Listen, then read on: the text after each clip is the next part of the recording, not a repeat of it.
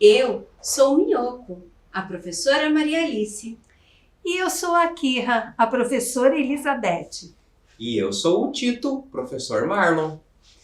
E hoje nós viemos aqui com uma aula muito especial para vocês. Vocês vão adorar. Vocês conhecem Haikai? Vamos cantar um? Vamos! Curitiba não nos poupa. Ontem tomei sorvete e hoje tomo sopa. Curitiba não nos poupa. Ontem tomei sorvete e hoje tomo sopa. Este Haikai é do nosso convidado. Ele é muito bacana. Vem com a gente, sétimo ano. Vem conhecer ele. Olá pessoal, meu nome é Álvaro Posselt, sou poeta curitibano, tenho 9 livros publicados, todos de Haikai, e hoje estou aqui na Parada Literária justamente para falar com vocês sobre Haikai. E o que é Haikai?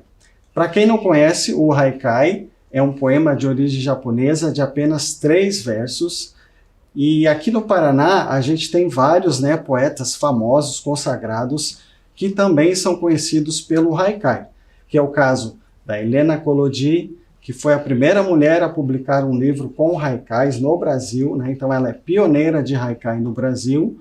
O Paulo Leminski, o nosso poeta mais conhecido, que foi um grande divulgador do Haikai, e a Alice Ruiz, que tem vários livros publicados de Haikai.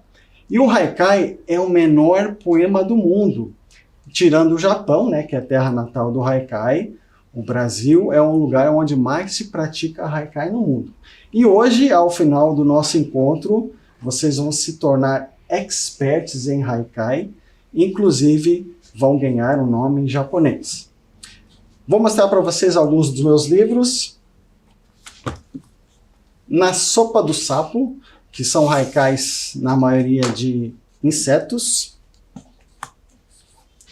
Bichinhos de Estimação, que são haikais sobre bichinhos de estima. E Tão Breve Quanto Agora, que tem o meu haikai mais famoso, que diz assim: Curitiba não nos poupa, ontem tomei sorvete, hoje tomo sopa. Então, como eu falei para vocês, vocês vão se tornar experts em Haikai, e a gente vai começar a nossa apresentação. Como vocês podem ver, a palavra Haikai, como ela é de origem japonesa, se escreve com H, mas tem esse som de R, e muitas vezes pode aparecer aqui com a grafia com a letra K, são as duas formas mais comuns de se escrever. E ali embaixo a gente tem um Haikai escrito em japonês. Você sabe que em japonês é escrito na vertical e se lê da direita para a esquerda. Então depois a gente vai ver qual que é a tradução deste Haikai. E para começar aqui o nosso encontro, eu trouxe aqui uma imagem que se refere ao Haikai mais famoso do mundo. Vocês vão conhecer o Haikai mais famoso do mundo e justamente vão entender esse espírito do Haikai, O que é o Haikai? Vamos lá então. Então nós temos aí o Salto de uma Rã, O Haikai então é um poema que fala da natureza, fala das estações, e é um registro de uma sensação instantânea. Ou seja, quando a gente observa alguma coisa de forma rápida, a gente olha para o céu e vê a lua cheia, isso já vai dar um Haikai. Ou quando a gente escuta um passarinho cantar, ou sente o aroma de uma flor. Então esse é o Haikai, é esse instante que a gente captura e coloca no poema. E aqui nós temos o Salto de uma Rã. Então, justamente para vocês entenderem que o Haikai não vai contar uma historinha, não vai falar de duas coisas, ele vai se concentrar em um tema só. E ele não passa disso, o Salto de uma Rã. E o Haikai mais famoso do mundo é este daqui, O velho tanque, uma rã mergulha, barulho d'água. E o Matsuba Sho, o poeta, um dos poetas mais famosos do Japão, foi um grande divulgador do Haikai. Ele estava meditando, quando escutou o barulho da rã mergulhando na lagoa e fez o seu Haikai. Então a gente pode ver aqui que nós temos os 3 versos, né, do haikai. E no haikai tradicional sempre tem que ter uma palavra ou expressão que indique a estação do ano. Por exemplo, quando a gente lê um haikai que fala de frio, a gente sabe que é um haikai de inverno. Quando fala de calor, verão. Quando fala de flores, primavera. E quando fala de folhas caindo ou folhas amarelas, outono. Aliás, eu pergunto para vocês, em que estação a gente está? Isso mesmo, nós estamos no outono, né? A estação das folhas, as folhas amarelas, né? As folhas que caem. Então, e muitas vezes a gente olha para a natureza e não percebe algumas coisas que acontecem nas estações. Como, por exemplo, vocês sabem quando, em que estação que os vagalumes piscam? Eles só piscam no verão. Então, quando a gente lê um haikai que fala de vagalume, a gente já sabe que é de verão. E quando, por exemplo, um haikai fala de laranja, a gente vai ao supermercado e sempre tem laranja, né? Isso confunde muito a gente. Mas a laranja é do outono, né? Então, existem várias características das estações que a gente acaba não percebendo. Aqui nesse haikai, ele fala de rã. Aqui, então, ele indica que este haikai é de primavera. Por que de primavera? Porque as rãs na primavera cantam, né? É época de procriação. Então, a palavra ou o termo vai indicar a estação, mas não que ela não exista em outra estação. Ela vai ter uma atividade maior em determinada estação. Mais algumas cenas aqui para a gente perceber, né, o que acontece e a estação que se refere. Nós temos aqui, então, essa cena que nos traz beija-flores, né? Então, no haikai, a gente vai falar de forma bem simples e objetiva aquilo que a gente percebe, né? E aqui nós temos os beija-flores tomando água nas palmas da mão de uma pessoa. Então, é isso que a gente vai escrever no nosso haikai. E quando ele fala de beija-flor, vai indicar primavera, né? Tem a flor no nome, a gente já sabe que é primavera. Aliás, tudo que é atraído pela flor vai indicar a primavera, como a abelha, a borboleta e o próprio beija-flor. Aqui um jasmim se abrindo, né? A gente tem essa sensação do perfume do jasmim. Então a gente pode fazer um haikai falando sobre esse perfume, e o jasmim indica primavera também. A lua cheia, né? Quem não se encanta pela lua cheia? Tradicionalmente no haikai, a lua cheia indica outono, né? Porque no outono nós temos uma lua assim mais atraente, mais bonita, né? Que aliás, esses dias atrás aconteceu a primeira lua cheia de outono. Então, falou em lua cheia no haikai, você já sabe que é outono. Mas como é que a gente faz para diferenciar? Então, quando a gente vai falar da lua de uma outra estação, a gente fala lua de primavera, lua de verão, lua de inverno, para diferenciar. E aqui a gente poderia fazer um haikai desse brilho da lua que reflete na lagoa, né? É uma cena muito comum nos haikais. E para finalizar aqui, nós temos esta casinha, né, no campo. E no haikai, sempre quando a gente fala de lareira ou fogueira, né, fogão a lenha, vai indicar inverno. E aqui a gente poderia fazer um haikai falando dessa fumaça, né, que sai lentamente pela chaminé dessa casa de campo. As 3 principais características do haikai são: possui uma palavra ou expressão que indica a estação do ano, que em japonês se chama kigo. É formado por 17 sílabas poéticas, né? Então, 5 sílabas no primeiro verso, 7 no segundo e 5 no terceiro. E o haikai é feito em 2 partes. A gente vai ver porque um poema tão pequenininho ainda tem que dividir em 2 partes. Outras características, no haikai tradicional a gente não usa título. A gente considera o primeiro verso como título. E também evita usar rima. Se a gente quiser fazer rima, a gente vai usar um outro estilo de haikai. Mas no haikai tradicional, a gente não recomenda usar rima. O haikai transmite uma vivência, ou seja, não é um poema do faz de conta, a gente não pode inventar. A gente tem que falar de coisas que a gente conhece, né? Pode ser algo que aconteça nesse exato momento, ou pode ser uma lembrança de infância. Eu posso me lembrar que quando eu era pequeno eu vi um vagalume entrar dentro de casa e fazer um haikai sobre isso. Mas como o haikai é um poema do aqui e agora, em vez de eu falar dessa cena no passado, eu coloco o verbo sempre no tempo presente. Então, em vez de falar assim, a lua brilhou, eu falo, a lua brilha.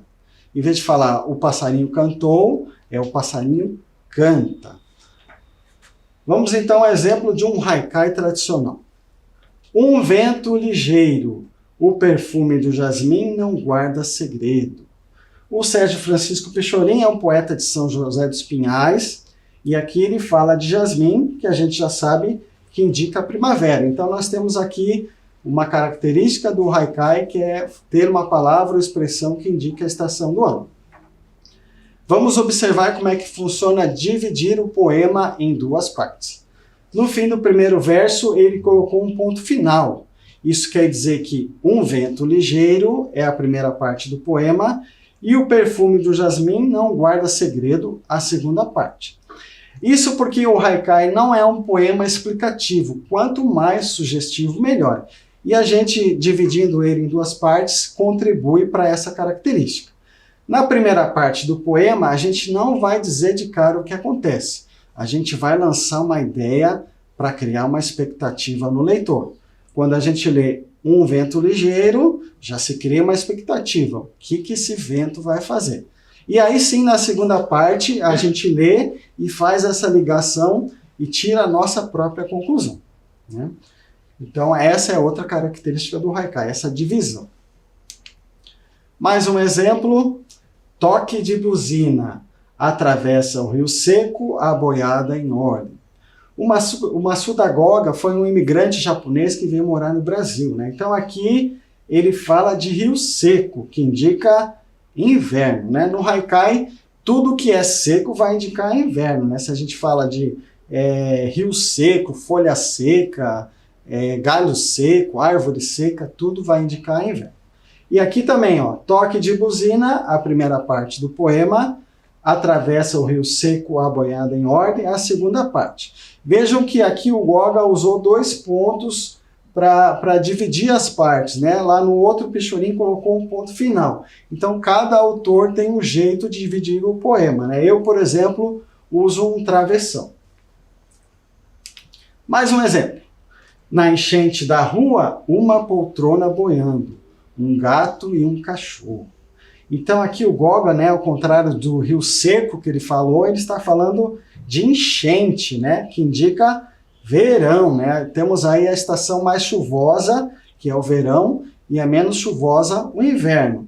E note que aqui o Goga fez diferente, ó. Ele usou o primeiro e segundo versos como a primeira parte do poema e o terceiro verso como a segunda parte. Também dá para fazer dessa forma.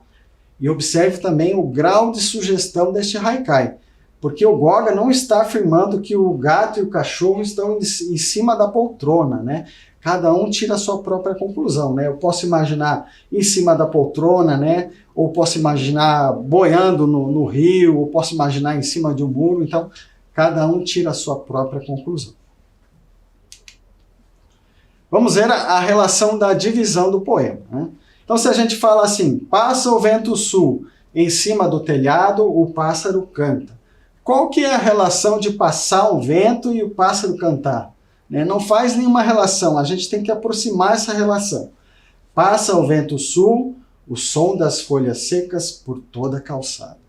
Aí sim a gente já tem uma relação do vento que passa e faz com que as folhas rolem e façam esse som, né? Produzam esse som, sem eu precisar explicar isso no poema. E como eu já falei para vocês, né, folhas secas indica inverno. Muito bem, né? Tem a palavra seco, a gente já sabe que é inverno. Então como nós fazemos parte da natureza, né, a gente também é elemento da natureza, temos essa relação com a natureza, eu trouxe para vocês aqui o ciclo da folha, para a gente entender um pouquinho mais sobre as estações.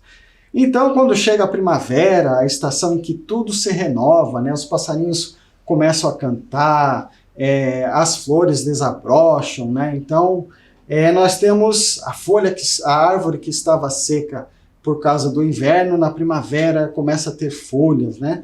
E a gente tem ali na primavera as folhas brotando. Aí quando chega o verão, a folha atinge sua fase adulta, né? Ela está verde, forte e bonita. No outono, como a gente já sabe, ela fica amarelada e cai, para finalmente, quando chega o inverno, né? Ela seca e morre para começar o ciclo de novo. Então, esse é o ciclo da folha, né? Assim é a natureza como é a gente. O quigo é a palavra ou expressão que indica a estação do ano e a gente pode usar o próprio nome da estação. Manhã de primavera, brincam de abrir a porta o gato e o vento. O José Marins é um poeta aqui de Curitiba e ele usou essa expressão, manhã de primavera. É muito comum a gente observar nos haikais expressões assim, manhã de primavera, tarde de verão, noite de inverno, chegou o verão, fim do inverno e assim por diante. Então a gente pode usar o próprio nome da estação. Mas quando a gente usa o nome da estação, a gente evita usar uma palavra que indica a estação. Por exemplo, se eu falar de flores no haikai, não precisa dizer que é primavera, né? A gente já entende que é primavera e vice-versa. Alguns temas das estações, então na primavera a gente tem o ipê amarelo, beija-flor, borboleta, brisa, sabiá, né? A época em que o sabiá canta desde madrugada até a noitinha, flores de modo geral, mas nem todas, pipa, jabuticaba. Também no haikai a gente pode usar as datas comemorativas para marcar a estação, como por exemplo, dia do professor. Quando que é o dia do professor? Ah, vocês esqueceram, né? Mas e o dia das crianças? Ah, esse vocês sabem de cor, né? Então, dia das crianças, 12 de outubro, dia do professor, 15 de outubro. Então, se a gente faz um haikai sobre dia das crianças, dia do professor, como essas datas caem na primavera, vai ser um haikai dessa estação e assim por diante.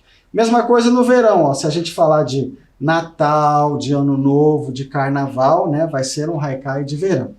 Também no verão, calor, trovão, arco-íris, o canto da cigarra, aranha, né, muitos insetos, a maioria dos insetos vai indicar verão, sorvete, leque, guarda-sol, frutas tropicais como manga, melancia, também a samambaia. A dama da noite é uma flor que só se abre de noite, então por isso que ela tem esse nome. E no outono, né, tudo que é relacionado ao céu vai indicar outono, né? Se eu falar de lua, lua cheia, estrela cadente, noite estrelada, também orvalho, frutas como caqui, a laranja, a mimosa, também já é época de pinhão, né? Daqui a pouco já começa a aparecer pinhão. Dois insetos de outono que são temas clássicos no haikai, a libélula e o grilo. Também dia da mentira, Páscoa, né, que foi recente.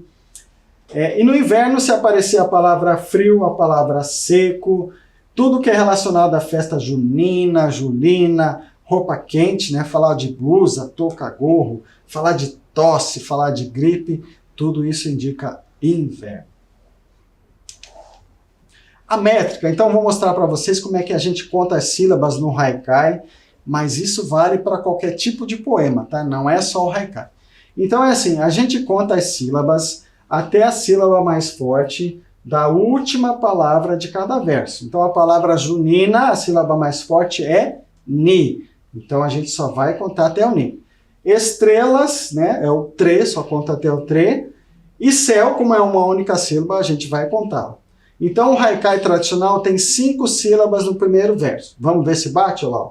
Fogueira, juni. Muito bem. No segundo tem 7. Se misturam as 7 sílabas. E no terceiro verso, 5 de novo. Fagulhas no céu. Então, este haikai está de acordo com a métrica do haikai tradicional. E quando eu falo de fogueira, né, estou falando de inverno. Para quem não sabe, fagulhas é o mesmo que faíscas. E se eu falasse faíscas ali, será que daria? Ó, vamos ver. Faíscas no céu. Então também daria a métrica. Agora a gente vai falar de outros estilos de haikai, né? O haikai surgiu no Brasil há mais de 100 anos. Aí mistura, né, a cultura brasileira, a cultura japonesa, e surgiram outros estilos de haikai. A gente chama de haikai livre quando ele tem rima, né? Aí a gente já usa a rima no haikai e a métrica é livre, ou seja, não tem aquele 575. Pode ser um pouquinho maior, um pouquinho menor, mas não pode fugir disso. E também não tem a palavra de estação, o kigo. Por exemplo, eu posso fazer um haikai falando do vento, falando do sol, da chuva. Eu estou falando da natureza, mas esses termos não indicam estação. O haikai guilhermino foi criado por Guilherme de Almeida. E ele criou um estilo de haikai usando título e também 2 rimas. A gente já vai ver como é que funciona. E o Senryu era o nome de um poeta japonês que na época dele criou o estilo de haikai de humor. Então a gente fala haikai de humor ou Senryu em homenagem ao poeta criador, né? Vamos ver alguns exemplos. Árvore seca, na ponta do galho brilha uma estrela. Então a Alice Ruiz, né, que recebeu da comunidade japonesa aqui de Curitiba o nome de yuka, que quer dizer flor superior. Ela está falando ali de árvore seca, né? Como a gente já falou, se aparecer a palavra seco, a gente já sabe que é inverno. O Paulo Leminski, coisas do vento, a rede balança sem ninguém dentro. Então a maioria dos haikais do Leminski são com rima. Flecha de sol. A flecha de sol pinta estrelas na vidraça. Despede-se o dia. A Helena Kolodjik também ganhou um nome japonês. Reika quer dizer perfume de poesia. Ela colocava título no haikai. Esnobar é pedir café fervendo e deixar esfriar. Então Milor Fernandes já entra com os haikais de humor, né? Então vejam que aqui no primeiro verso tem uma palavra só, né? Então aqui já é mais uma linha de humor. E o Guilherme de Almeida, então, criou seu próprio estilo de fazer haikai. Histórias de algumas vidas. Noite, um silvo no ar. Ninguém na estação e o trem passa sem parar. Então, o Guilherme de Almeida seguia aquela métrica lá dos 5, 7, 5, só que ele colocou título no haikai e fez 2 rimas. Então, sempre rimar o primeiro verso com o terceiro, aqui no caso, ar com parar, e no segundo verso, rimar a segunda sílaba com a sétima. Ninguém com trem. Então, quando a gente faz um haikai nesse estilo, a gente chama de haikai guilhermino, e é um estilo do qual eu gosto muito, sou adepto, escrevo muitos haikais guilherminos. Anedota infantil, Pinóquio tira folga no 1º de abril. Então, quando a gente tem um poema de humor, né, a gente chama de senryu, né? E aqui, quando eu falo em 1º de abril, também estou me referindo, claro, ao dia da mentira, mas 1º de abril, como cai no outono, nós temos um senryu de um outono aqui, né, com a palavra de estação. Vento da tarde, entre as pernas da garça, a água ondula. O Buzon também é outro mestre do haikai, e quando ele fala de garça, se refere ao verão. E aquele haikai que a gente viu lá no começo é do Kobayashi Issa, e a tradução é a seguinte: ah, como é bonita, pela porta esburacada surge a Via Láctea. Via Láctea, né? Coisas do céu. Lembram? Tudo que é do céu indica outono. Muito bem. Agora eu vou trazer para vocês um carinha aqui que também faz haikai para incentivá-los, né, a fazer os seus haikais. Sim, porque eu, no final aqui do nosso encontro, vou deixar um desafio para vocês fazerem os seus próprios haikais. Ah, o Cebolinha, né? Pois até o Cebolinha já fez haikai. Querem só ver? Ó. Que dia bonito, quanto passarinho comendo mosquito. E quando o Cebolinha fala de mosquito, indica verão.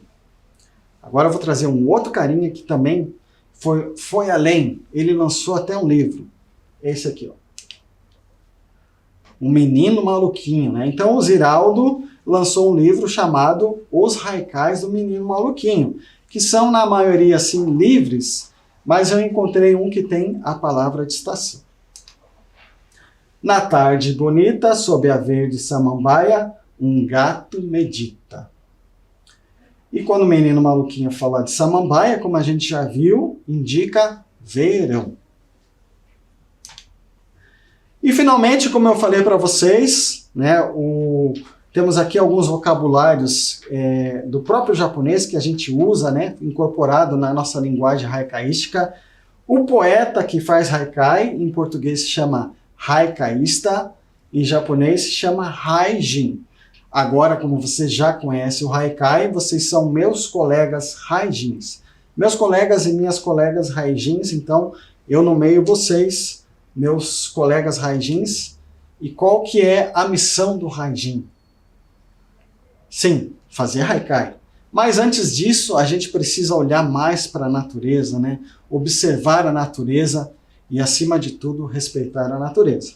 Então, vocês, a partir de hoje, são meus colegas e minhas colegas haijins. Haime quer dizer gosto do haikai.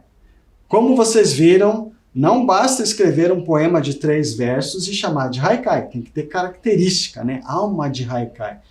Que em japonês, então, se chama haime. E tsukimi quer dizer contemplação da lua cheia de outono. Recentemente, né, a gente teve a primeira lua cheia de outono e os haijins do mundo todo, né, nessa noite se reúnem ou individualmente para fazer haikai e admirar a lua. Então, vocês também estão desafiados a olhar mais para o céu, curtir a lua cheia e fazer haikai para ela. E é isso. Espero que vocês tenham gostado. Fica aqui meu desafio para vocês observarem mais a natureza, deixar mais um pouquinho de lado as telas, né? Tela do celular, tela do computador, tela do videogame, tela da televisão, e olhar um pouquinho mais para a natureza, observar, né, o que tem à nossa volta. E é isso. Se cuidem. Até mais. Que aula fantástica! Festejando a cultura japonesa com esse poeta maravilhoso, Álvaro Pocetti. Esses livros aqui, todos vocês podem encontrar nos Faróis do Saber, nas bibliotecas, né, da Rede Municipal de Curitiba, aqui. E olha aqui, ó, Na Sopa do Sapo. Bichos de estimação e Tão Breve Quanto Agora. Assim que possível, corram lá e peguem o livro de vocês para lerem. E lembre do desafio, cada um olhando a natureza e criando seus próprios haikais. Mandem para nós sabermos como que ficou o haikai de vocês, não é mesmo? Isso! E também, vamos agora então cantar mais um haikai? Sim! Viagem astral, caiu um pedaço da lua no meu quintal. Viagem astral, caiu um pedaço da lua no meu quintal. Aí! Você pode agora contar um conto para nós? Mais um conto japonês? Conto sim! Que bom! Olá! Trouxe para vocês um conto popular japonês, escrito por Lúcia Iratsuka. Mukashi. Mukashi são contos que vêm de família em família, vindo com o tempo e, assim, todos tendo a oportunidade de conhecer algo tão bonito. Talvez diferente, porque tem realmente uma cultura própria, mas muito, muito bonita. Em uma aldeia muito distante, morava um homem, um moço muito pobre. Trabalhava muito, mas via que a riqueza estava tão longe, que às vezes se desanimava. Ele trabalhava para um homem muito rico. Mas esse homem rico não preocupava-se muito com o que cada um estava pensando. Ele queria mesmo aumentar sua fortuna, aumentar as suas terras. Mas, no final do ano, bem na mudança do ano esperando a chegada para um ano novo, ele até não tinha o que comemorar, mas foi para casa cedo e resolveu então dormir. E pensou, pois ele sabia que o primeiro sonho do ano, se guardado segredo, poderia se realizar. Então ele pensou, quem sabe, não tenho sorte no trabalho, não tenho sorte no amor, na fortuna, mas quem sabe, eu dormindo, eu tenho a sorte com o melhor sonho do ano. E assim adormeceu e logo sonhou. E acordou muito feliz, pensando até que seria um ano de muita felicidade. Mas para isso teria que guardar em segredo aquele sonho. Mas, como ainda não havia realizado nada, achou melhor ir trabalhar e não atrasar e muito produzir. E ao chegar, lá estava uma mesa muito farta e ele até estranhou, afinal, o seu chefe, seu dono, seu amo, não era muito preocupado com farturas para os seus empregados. Mas ele estranhou e percebeu que o seu patrão queria mesmo saber o sonho de todos, pois ele tinha muito dinheiro e iria comprar cada sonho ali para ele contado. Mas até então, todos estavam se alimentando naquele banquete e todos estavam muito chateados. Afinal, ninguém havia sonhado nada. Mas quando chegou a vez desse moço e lhe perguntado foi: você teve um sonho? Ele olhou para um, olhou para o outro e disse: sim. Eu não posso mentir. Eu tive um sonho, mas eu não posso contar, pois ele é um sonho muito bom. E se eu contar, ele não irá se realizar. Mas o patrão, muito bravo, disse: seu ingrato, eu lhe pago, mas quero saber o seu sonho. Ora, olha o banquete que estou lhe servindo e ainda lhe dou muito ouro, mas preciso que me diga o seu sonho. Mas ele pensou e disse: não posso, é um sonho bom demais, me perdoe. Mas o seu patrão não achou adequado ele continuar ali, sendo que estava tendo como um traidor, não queria lhe atender. E colocou-o em uma barca e disse: pois que as ondas lhe levem aonde elas acharem que é do seu merecimento. Deu uma porção de bolinhos de arroz e disse: siga, ou me contas o sonho, ou deverás seguir adiante. Pois ele, assustado, mas querendo muito que o sonho realizasse, deixou que as ondas o levassem. Muitos dias era só azul, azul, azul do céu, azul do mar. E, de repente, ele viu uma ilha e pensou: estou salvo, afinal, tenho um bocadinho já de fome, tenho sede. E quando da ilha se aproximou, ficou assustado, pois criaturas muito estranhas, os Onis, tinham grandes, pequenos, assustadores, eram criaturas muito estranhas e estavam famintas. E quando ele se aproximou, perguntaram: de onde vens? De uma aldeia muito distante. Mas por que saístes de lá? Porque fui mandado embora, não quis contar o primeiro sonho do ano, pois ele é muito bom. Então conte para nós. aquelas criaturas ao seu redor assustadoras, mas ele disse: não, não contarei. E se trocares? Pois temos uma agulha que onde tocar, ela promove a cura. Pois um pensou e viram que ele não queria mesmo trocar e ofereceram mais uma carruagem que poderia correr no céu, correr na água. E ele duvidou, duvido, não tem carruagem que corra sobre a água, que corra sobre as nuvens. Pois pediu para experimentar. Me traga então agulha e me traga carruagem, pois quero experimentar. E assim subiu na carruagem e, com a agulha na mão, disse: agora corra. Pois foi tanta velocidade para tão distante da ilha que os homens corriam por toda a ilha desesperados, gritando: volte, volte, volte aqui, nos devolva. Afinal, ele nem sequer contou o sonho. E a carruagem passou por cima de montanhas, por cima de plantações de arroz, até parar numa aldeia. Mas quando parou na aldeia, ele sentiu tanta tristeza que ele logo pensou: deve ter alguém muito doente aqui.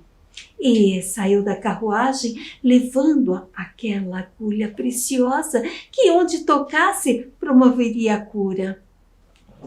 Com a agulha nas mãos, ele procurou uma casa, outra casa, e viu uma casa onde tinha um homem muito triste na frente, que até algumas lágrimas deixava rolar. E ali ele entrou e disse: tem alguém doente nesta casa? E o homem, quase sem conseguir falar, lhe disse: pois a minha filha, uma jovem tão bonita, agora encontra-se no leito, sem cor alguma e muito perto da morte. Pois ele disse: trago aqui a cura para sua filha. O homem não tinha mais o que fazer, resolveu aceitar e foi até com ele, acompanhando, até chegar na cama, e ali ele tocou bem de leve na mão daquela moça que parecia mesmo ser muito bonita. Logo, a cor rosa começou a tomar conta do seu rosto e ela abriu uns olhos negros bonitos e olhou para ele muito grata. Agradeceu pela cura.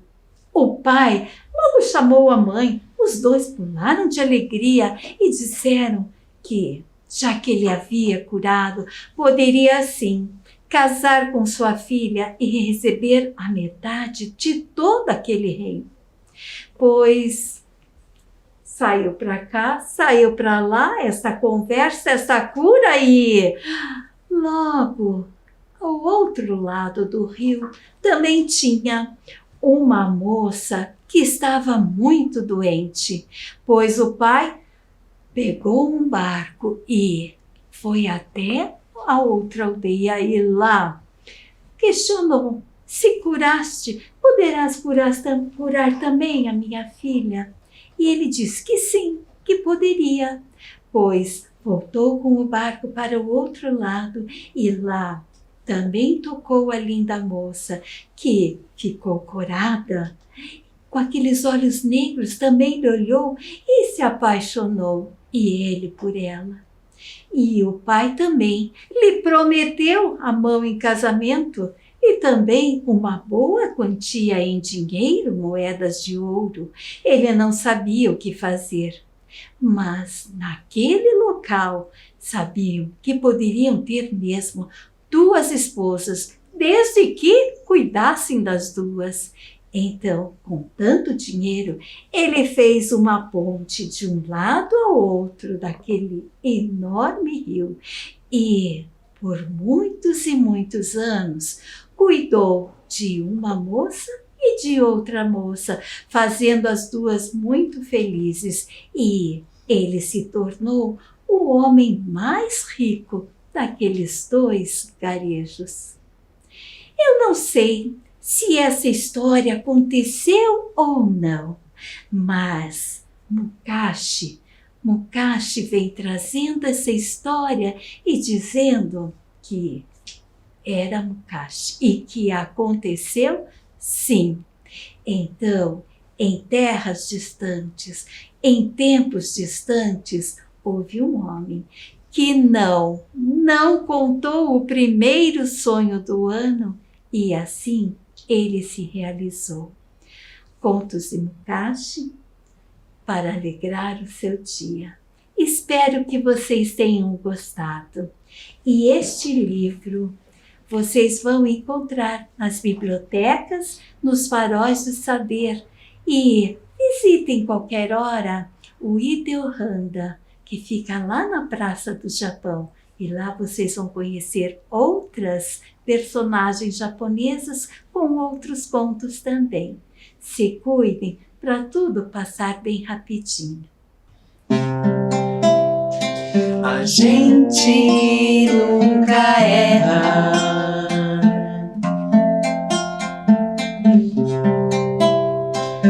Quando faz a paz,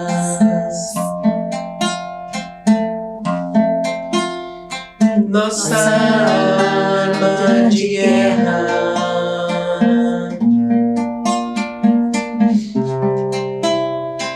A gente nunca erra.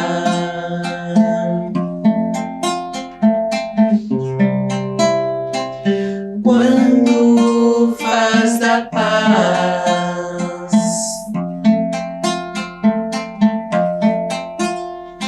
nossa arma de guerra.